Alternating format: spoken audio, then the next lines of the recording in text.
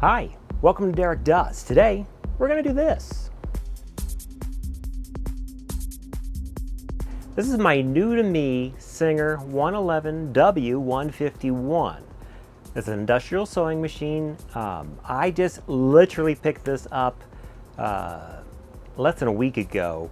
I just went and picked it up. The machine itself was as clean as it is. If you look, and I'll show you coming up, it has been repainted at some time. They used a really high gloss black, and most sewing machines shouldn't be a high gloss black, but they did a really nice job on it. They used Singer decals on it, and they didn't overdo it. They did a little overdo it, like they painted over where the serial number is, but it's a W serial number, so I don't know what year it's from. But judging from it, I would say it's probably late 40s, early 50s, in that range. It does come on its original H-leg table, and I believe it's the original tabletop too.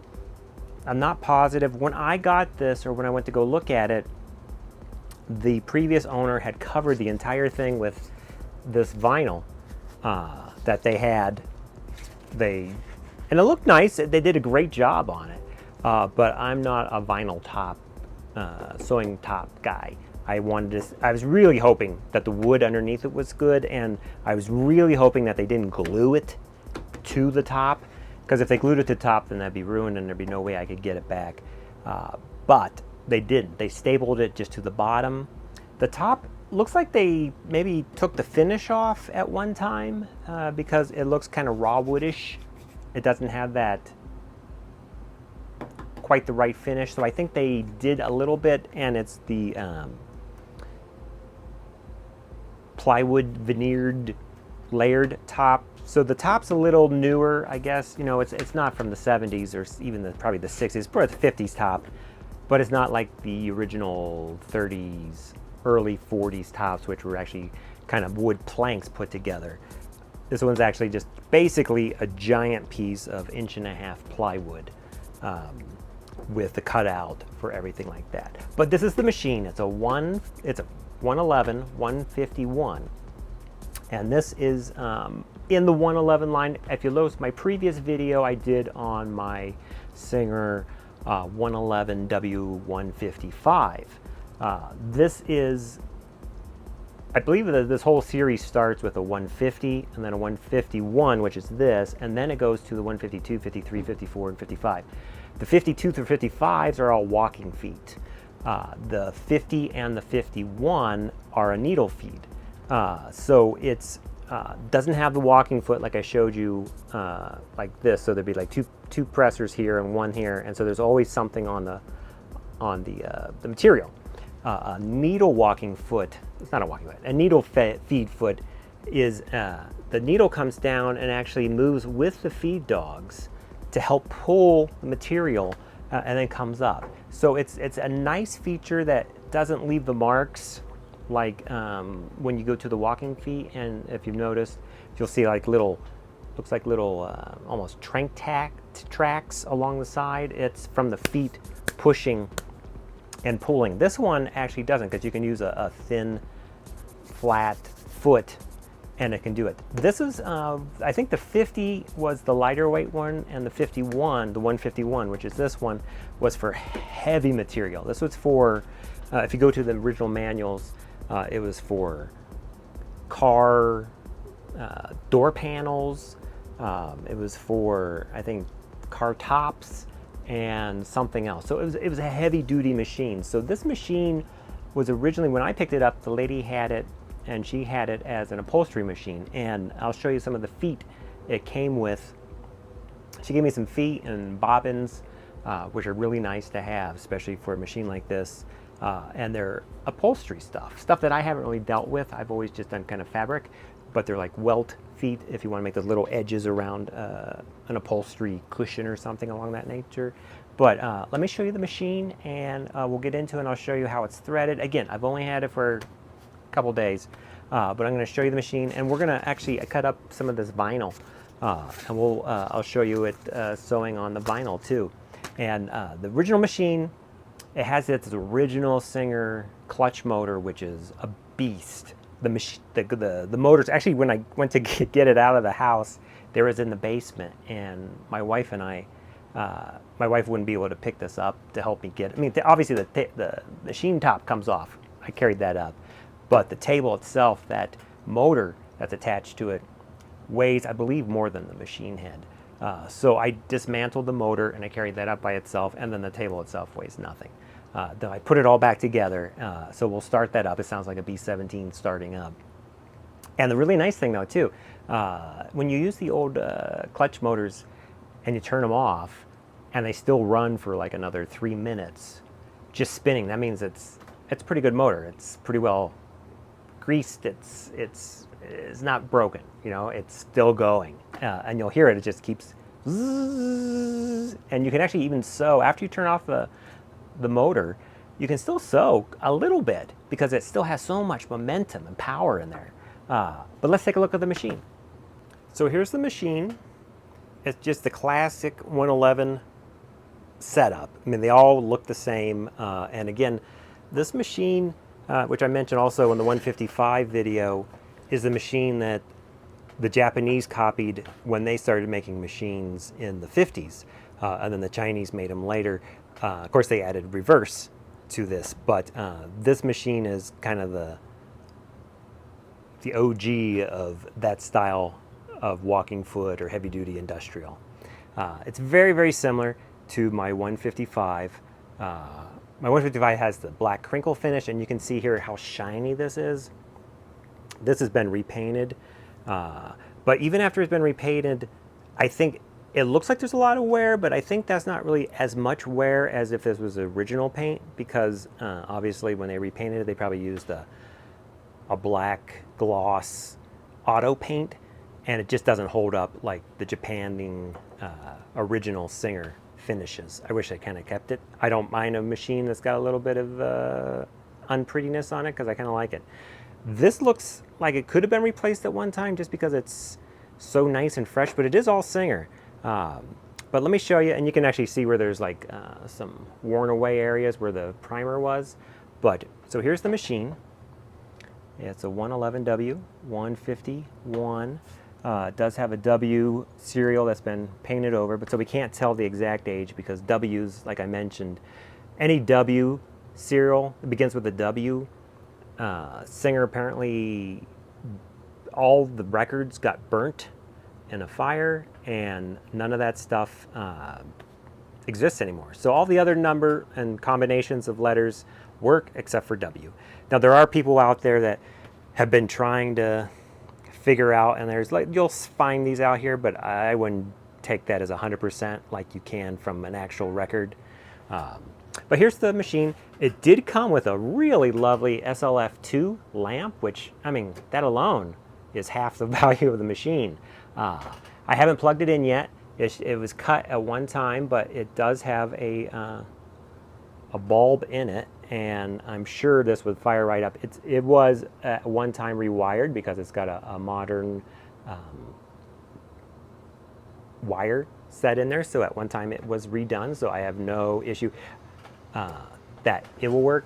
But I also noticed that they went overboard. They painted this too. Luckily they didn't paint the actual lamp, but they painted this. They just went crazy on the paint. So don't go crazy on the paint next time when you're when you're redoing it.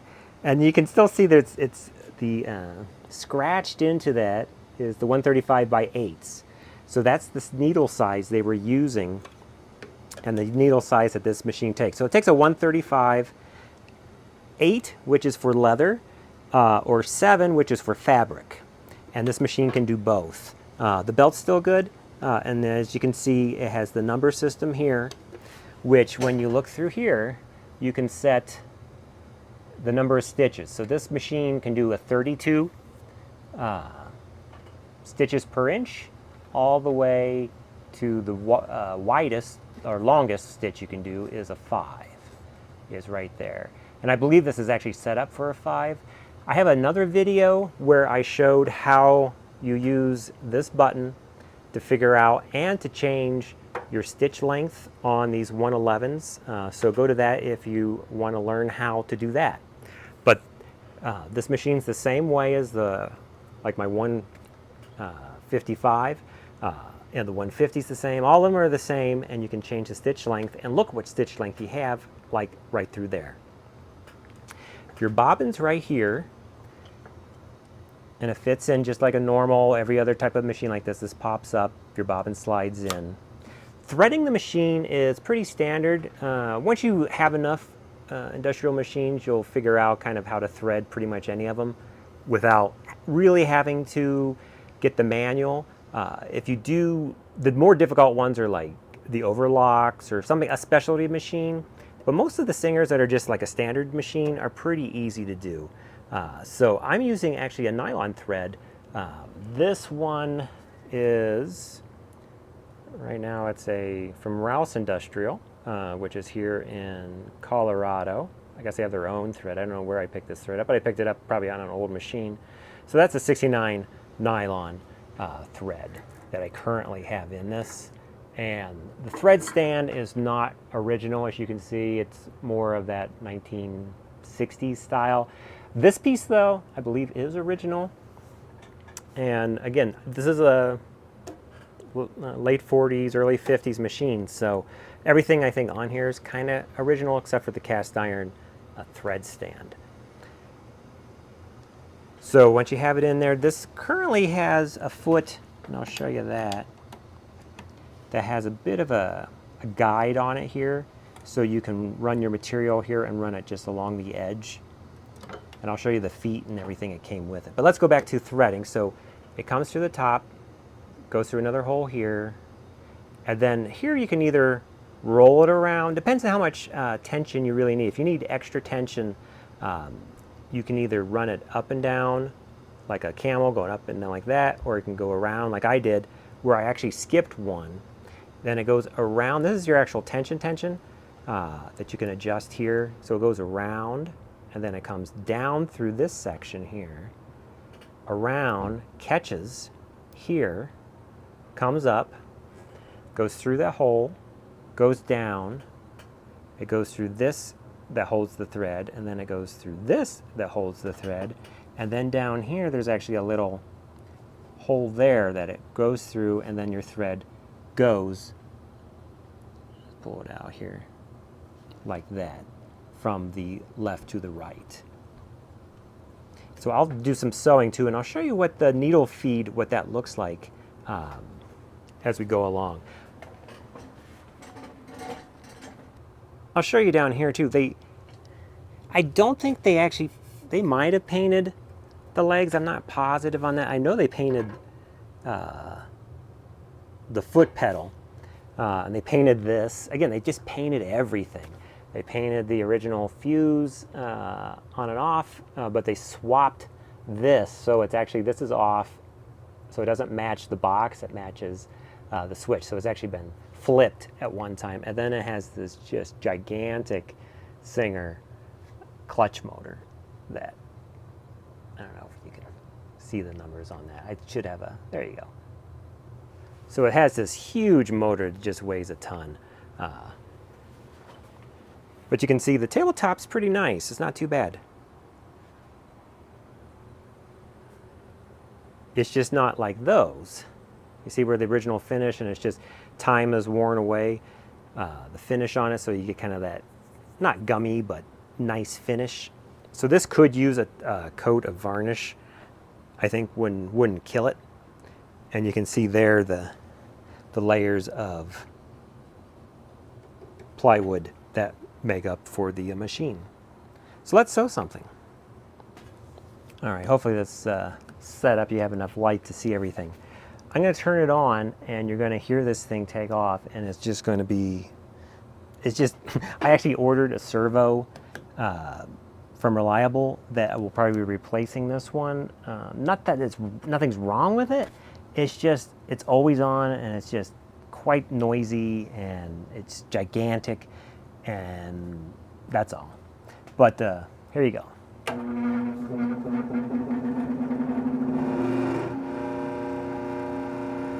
All right, so we're at full speed there, and it just stays on like that forever.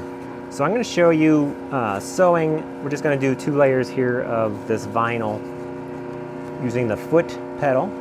We'll raise that up.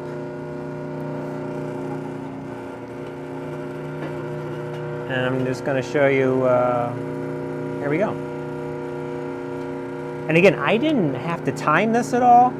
This came directly, and a lot of times you buy these sewing machines and they sew perfect and you really don't have to do anything.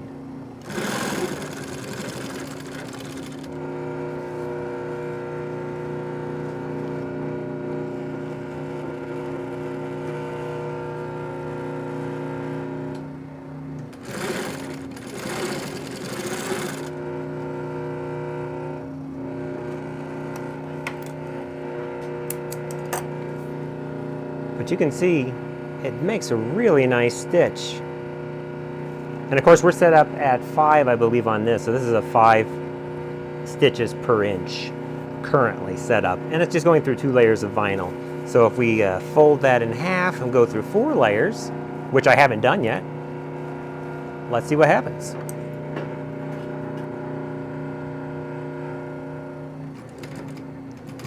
Oh, but we came undone. I didn't hold the thread when I was doing that, so that's something we need to do. So let's just rethread it real quick. Again, we go through that one, we go through that one. All right, there we go. I'm just gonna hold that, start the first stitch so that it's good.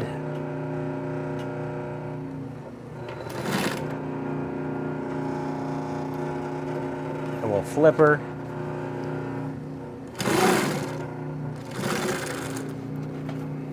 And that's through 4 layers, which had a little issue here because of the, when we first started, it was all that's where it got all undone, but it actually did fine there. But let me show you how this needle feed works. I'll do it just by hand so you can kind of see. So here I'm going to show you, I'm just going to do it by hand. We're just going to do another 2 things of vinyl here. So we raise it up, and I'll put it like that so you can see. We'll just do the first one. And you see how the needle and the feed dog move together. So the feed dog's pulling the material that way, but the needle goes with it. See that? So it's a really nice way to hold your material.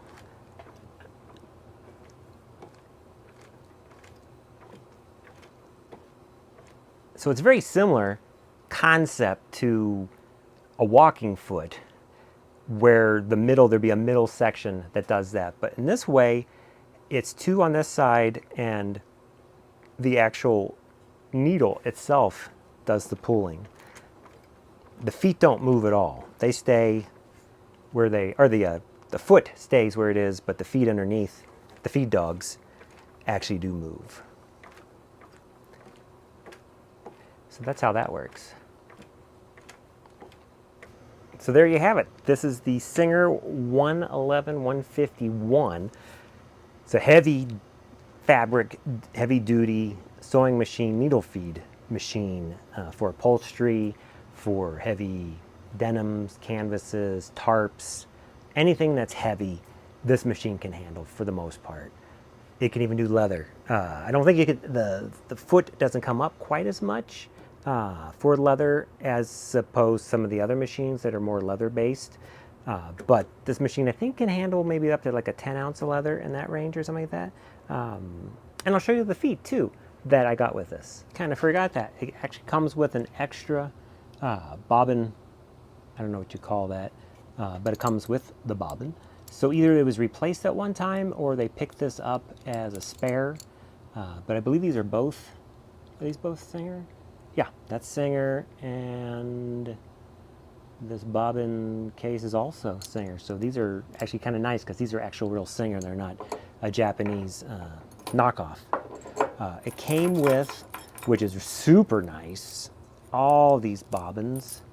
There's 4, there's 8. So there's about 13 bobbins that I'll be able to fill up with different threads and different colors without having to worry about using this one up before I do that. Feet wise, we have this one that came with it, and it's the has that edge. I think I showed you that one. This is a welting foot to do those edges, and you can see how that has a groove right there that the cord will run through, and then it sews along the edge doing your welts. So there's one of those, and there's another one too where you can kind of see that welt cord will run right through that. And these are all Singer too. This is really nice. These are all Singer. I have another one that's very similar to this one, but it's a little different, and it has a little edge guide right there. This one has a huge edge guide. Again, I don't know the purpose of all these because I don't do upholstery, but obviously this is a kind of a edge guide to hold your material. And then this one is almost identical to what's already on the machine. And this one has a setup where you can run some sort of cover in there that would sew on as more of a, I don't know. You could put something in there and sew it on. But that all this came with the machine plus the light, so it was well worth it for just all these pieces. It didn't come with a drawer. Luckily, I have some extra drawers, so I'm going to have to set up a drawer down here with the slides to keep all this material or parts in there. So again, that's the Singer 111-155. If you like this sort of content, please subscribe. I'd love to have you join the group, because I do a lot of sewing machines, vintage clothing, vintage things, pretty much all vintage. But there's a lot on the vintage machines. Obviously, I have a couple of them. Kind of got an addiction to the vintage machines, and got some things that's coming up that I'll be making soon. But this one's going to come in handy. I think I'm going to keep it, even though I have my 3120, which can kind of do the same thing, but this can do it way heavier duty than the 3120, and my 111-155, which can kind of do the same thing as this too. But this is kind of like one step below it, where maybe I don't need that super heavy duty walking foot. And you might have a little more movement, a little more control with this one than you would with the walking foot for turns and that sort of thing, just simply because how a walking foot works. Again, thanks for watching. If you have any comments, questions, please put them below, because maybe myself doesn't know, because again, I'm not an expert on any of this stuff. I just kind of know it. And there are others that will be watching, and maybe they can answer your questions too. Or if you have a question, just put it up there. Maybe I know it. I will see you next time on Derek Does.